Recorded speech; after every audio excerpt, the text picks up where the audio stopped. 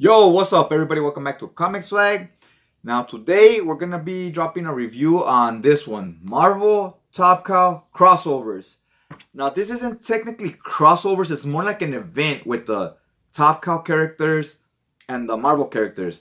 The difference between the two being that when it's a crossover, two characters cross over, right? This isn't just one issue with two characters crossing over. This is 11 issues, and every issue has two different characters crossing over, but it will connect to the following issue, right? So it'll connect to issue 2, issue 3, and so on and so on. Although here they're called chapters, kind of like in manga, right? So instead of issue 1, issue 2, it says chapter 1, chapter 2. Like in also prose novels does it that way, where they're called chapters, but they're kind of the same thing. There's so many like bad moments and cringy dialogue, but it also has a few good moments, right? It has a few upsides overall. It's worth reading either way. The experience, even when it was kind of cringe, the experience was still fun. And at the end of the day, as long as I had fun with it, it's all good, right? Nothing worse than a boring book. And with this one, you walk away with a lot to say and then a lot of opinions on it, right? A lot of bad ones, a few good ones to go along with it too, though.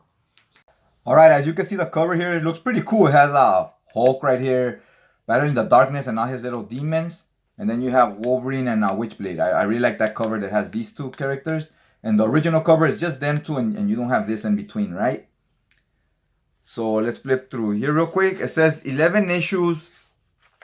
And here you get all the chapters. Silver Surfer, Witchblade, Weapon Zero, Silver Surfer, Psyblade, Ghost Rider, Ballistic, Wolverine. So as you can see, when you have like two characters, for example right here, Psyblade, Ghost Rider on issue 2, then Ghost Rider will carry on to issue 3 and he'll meet Ballistic. So it'll be Ghost Rider, Ballistic. Then Ballistic will go from issue 3 to number 4. She'll still be on issue 4 and she'll meet Wolverine. Then Wolverine will go from issue 4 to issue 5 and he'll introduce to Witchblade. Then Witchblade will go to, and so on. You see the trend right there, how they keep the story going, right? Alright, I like that in the beginning of these, each issue is written by a different writer, different artist. So here it says writer David Wu and pencils Kirk Van Warner. Now Wu I'm familiar with, that he writes Witchblade, at least in the early days he did, right? And this artist I'm not familiar with him, Kirk Van Warmer. I have some things to say about his art. This is Mephisto here. Every writer is the same as every artist. They're going to have their own take on a character, right? And this artist, look at the way he draws Mephisto right here. This looks nothing like him. You're familiar with Mephisto. He's kind of like a devil, right? If you've seen him at Marvel, he's like their version of the devil. Here, he almost looks like a gargoyle. While the art is good, I enjoy the art right here. It's just his take, his design is not how I'm used to Mephisto looking. He looks so different here. And it's inconsistent as well. So this series is called Devil's Reign. Now here he looks a lot better. His face looks a little more like Mephisto, even the body right here. So basically this opening page is to introduce us to all the Top Cow characters. Here's Witchblade, Striker, Impact. So basically the story is called Devil's Reign. Mephisto's going to the Top Cow universe and he's going to introduce them to the devil, meaning himself, right? So it's a way for us as the reader, if we're a Marvel reader, to be introduced to all these new characters from Image, right? That's basically the point of this little event or story, if you will. Now here, look at this same artist, how he drew Mephisto. He's so huge and like roided out. Look, he's huge. He's like, this could be the Incredible Hulk if you painted him green. So his art is very inconsistent. One page he looks like a gargoyle, then he looks like Mephisto, then he looks like the Incredible Hulk. That's one thing I did not like about this guy's art. Again, I have not heard this name before, so I'm guessing these were his early years. Because Image, they introduced us in the 90s to a lot of new talent. A lot of artists that you saw at this time, you saw the potential was there. You saw they would have some pages where it's really good, then it would be inconsistent, right? Then it'll be really bad. So this was all their early years. So I'm guessing he's one of them. And a lot of these artists are still around today and their art is phenomenal, right? So you could kind of credit Image for giving them their start. Look here, again, Mephisto's thinner, looks more like how we expect him to look. And I like the way he did these panels. McFarlane made these popular, and then every other artist wanted to try to copy them, right? Where you have the outline, it has like a double layer, right? It's not just one line, and then it's not straight, it's like curvy and stuff, like wavy. So McFarlane used to do that on Spawn, and then everybody started kind of copying the style. You know, when somebody does something and it's a big hit, it starts trending, right? But back then we didn't call it trending. We just called it, swagger jacking or copying the style, which is fine to me. I don't mind if you're inspired by another artist or writer and you kind of want to do your own twist on what they're doing. So yeah, doesn't look too bad. Look at this guy's burning right here. It looks pretty cool. Here we got introduced to this team called Weapon Zero. I love their character designs. This is the team right here. These are all the characters. Turns out I thought they were some type of alien species, but it turns out they all wear these costumes that are like bonded to them, right? Kind of like Blue Beetle on DC. So look at this guy. This is his costume. This looks very cool. The characters right here.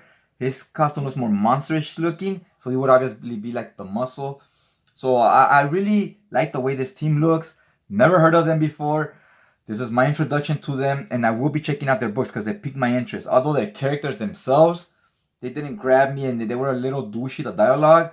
But again, this isn't the main writer of the series writing them. So when another writer writes characters, sometimes he doesn't write them how they normally would speak. It's not their voice, right? Because it's not the main writer. It's somebody new that's just doing this one event and they dropped the ball, right? So they could act completely different on their own series.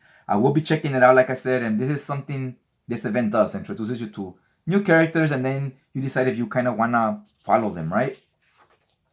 Now here we get introduced to this Weapon Zero, their villains. Here's this guy.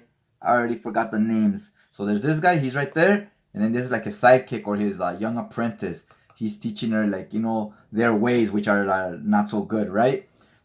So here Mephisto, this is a sideways page. Mephisto, he sees them. He knows they're the villains. He's a villain. So now he's this Weapon Zero is gonna be introduced to the Marvel villain because he's the one that carries the story. He's gonna be Mephisto. He's gonna be the only character that appears in every issue, right? So they're kind of shocked, like, oh, who is this guy? Now look at this. It says here, behind me, my lord, and she puts him. He's right here, cowering and hiding behind this girl. And then Mephisto says, charming, my dear, quite charming, and so deadly. Then he says, come, such beauty as yours should never be hidden. It should be exalted. And then look at, boom, he did this to her.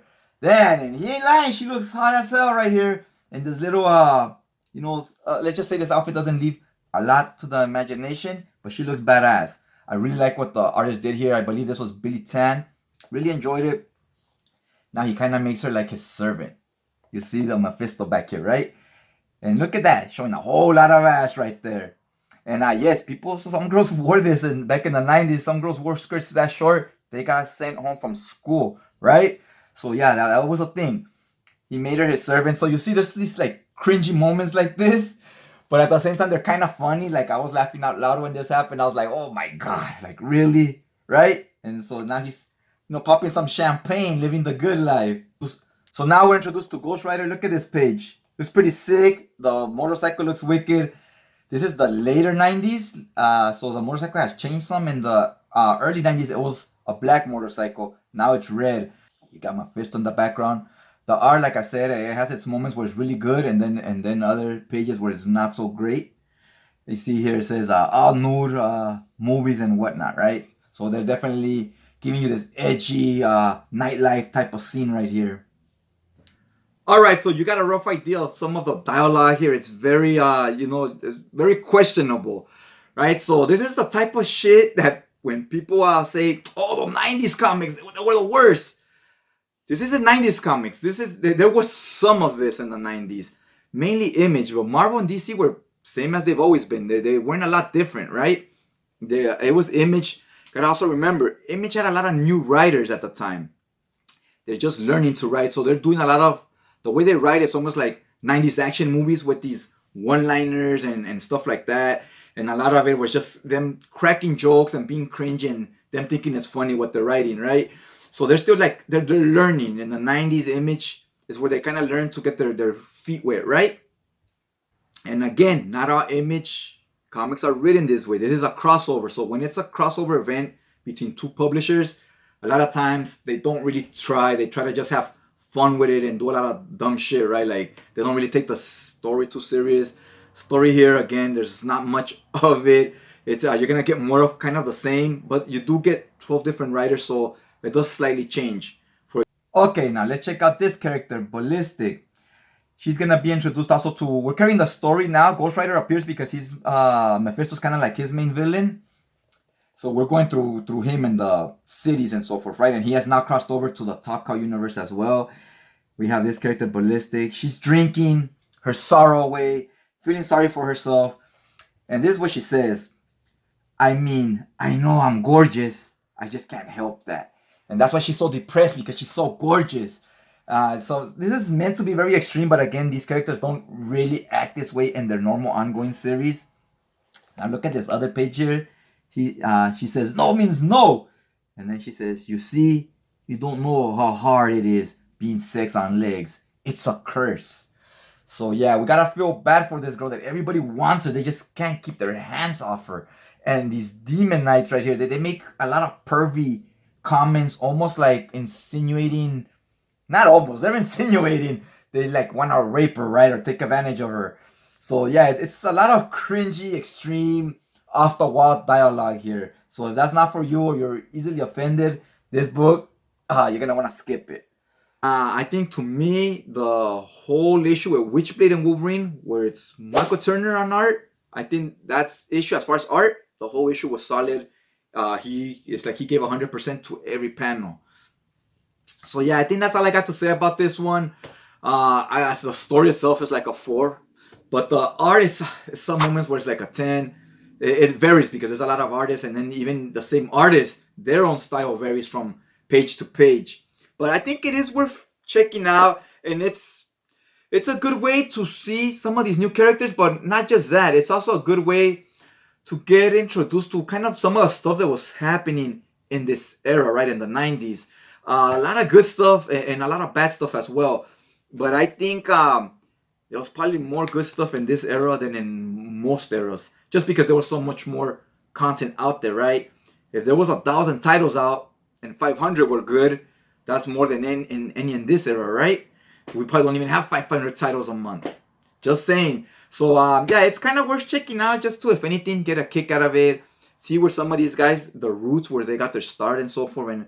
And you could kind of compare sometimes, like if you're a fan of history of comics and so forth, or of creators, it's good to kind of see their humble beginnings and how they've improved over the years. How the same artist, his art will be completely different from 20 years ago. So yeah, I have to thank you guys for checking out the video. Like button, and also hit that subscribe button. Help support the channel, and that way it lets you know on your feed when the next video drops. I'll update you on it, right? So yeah, we're trying to see if we could at least try that goal to get to 500 before the end of the year. We're like at 340 something, I believe. So we could get somewhere around an extra 150 subscribers by the next 6 months. That would be all gravy. Other than that, I think that's it. I'll just check you guys out next time.